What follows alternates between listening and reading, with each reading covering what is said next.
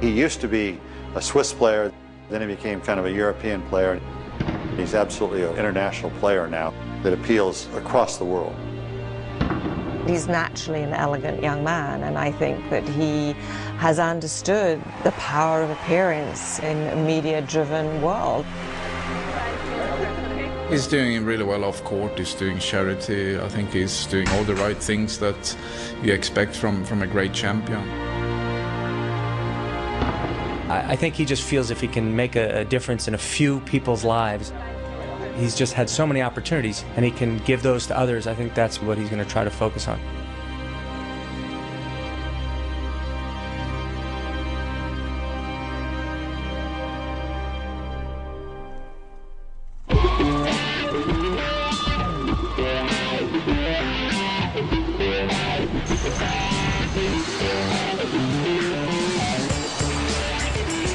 New York, and even for a city that has seen everything, there's a buzz of sporting anticipation in the air. Tennis is returning to Manhattan, and Madison Square Garden, the city's legendary sporting complex, is the venue. The crowd will be a 19,000 sellout. And the reason for the anticipation is that Roger Federer is in town. Ladies and gentlemen, my pleasure to introduce to you this morning tennis immortals, Roger Federer and Pete Sampras. The world's current #1 and the all-time Grand Slam winner are facing each other in a multi-million-dollar matchup. For me, first time Madison Square Garden. It's really an honor for me to be able to play in this arena where all, so many great performers and, athletes have played. The only time the two played professionally saw Roger defeat Sampras at Wimbledon in 2001. A key moment in both players' careers and a landmark moment in tennis history. The rematch at the Garden is a rare encounter between past and present, and a tantalizing glimpse of what might have been. I think if he and I would have battled in our primes at Final Wimbledon or the U.S. Open, I think it might have been some of the best tennis ever. With me kind of coming in, him being a great baseliner, and our two great athletes playing out there, I think it would have been fun. It didn't happen, we just missed each other, but we had that one match, which it kept a little bit short, but even back then I knew Roger was a special talent. Now tennis's uncontested #1. When Federer began his professional career a decade ago, it was Sampras who was the sport's king. I remember always when Sampras would come into the locker room, he would always get very quiet because of the huge respect, we all had for Pete Sampras and his great achievements, and so I remember, I think once in Queens, I came into the locker room, he was sitting there, I was like, oh, this is Pete Sampras, this is too much, A sellout crowd descends on the Garden for the encounter, and Tiger Woods is one of the many spectators intrigued by the matchup. So overwhelmingly superior has Federer been in men's tennis over the last 4 years that comparisons have had to be made with the giants of other sports. And it is to Woods that Federer has most often been likened. When the two dominant forces in golf and tennis first met at the 2006 US Open, it marked the start of a firm friendship.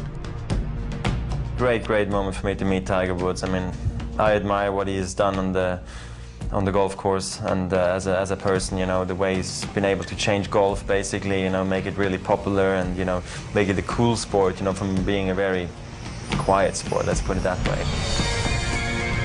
So to know him now as a person too, and consider him a friend, is one of those great moments. I really think I got lucky to meet him through tennis.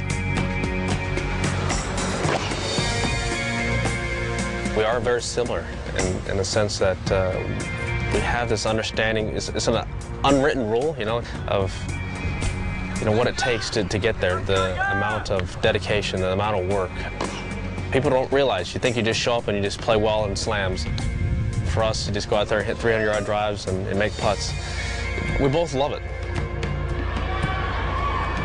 In New York, the Madison Square Garden crowd thrill at seeing the 36-year-old Sampras try to turn back the clock against Federer with his serve and volley game.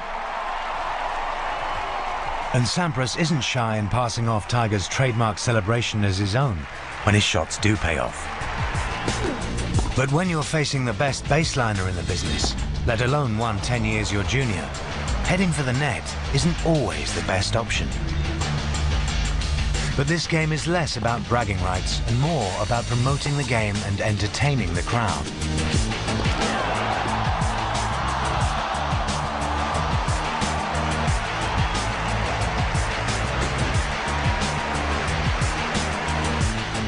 After a third set tiebreak, unsurprisingly, it's the world's current best player who comes out on top.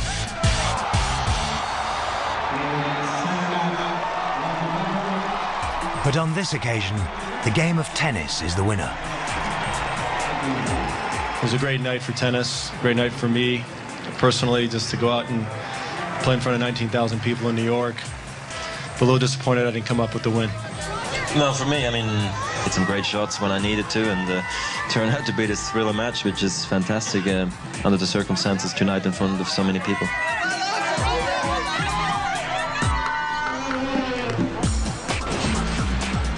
On Fifth Avenue, the boutiques and fashion stores of New York's glamorous shopping district offer a welcome distraction away from the tennis court. Here, Roger can indulge his passion for fashion. I think the fashion world is very nice, to be honest. But in the beginning, I didn't feel 100% comfortable in a suit. You know, I felt better in jeans and a t-shirt. Now I like both, you know, because I think dressing up in a suit is something very sophisticated, something very nice, and I like going shopping. The teenager who once wore only sports clothing has become a fashion icon.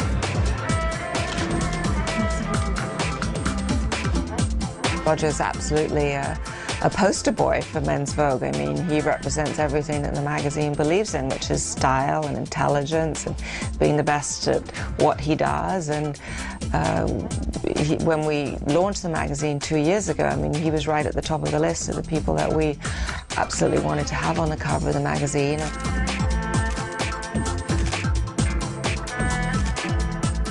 Honestly, going also to see fashion shows, you know, I saw Oscar de la Renta, Marc Jacobs, and it's just nice once in a while to get away from the whole tennis world, you know, and see and meet different people. It's something also that's become a little bit more part of my life now.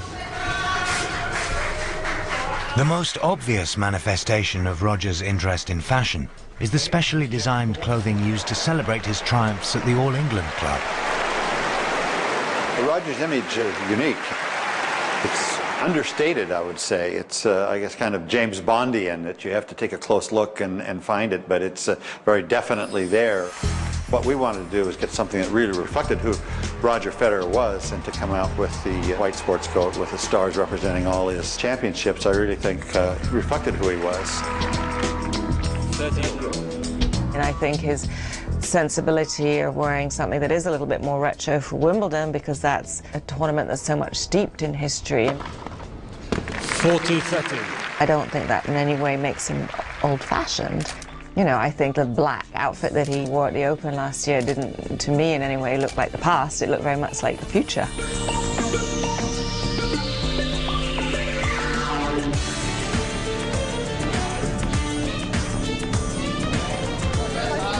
As one of the most recognizable sports people on the planet, there are few places where Roger Federer can escape the adulation of his fans. Thank you.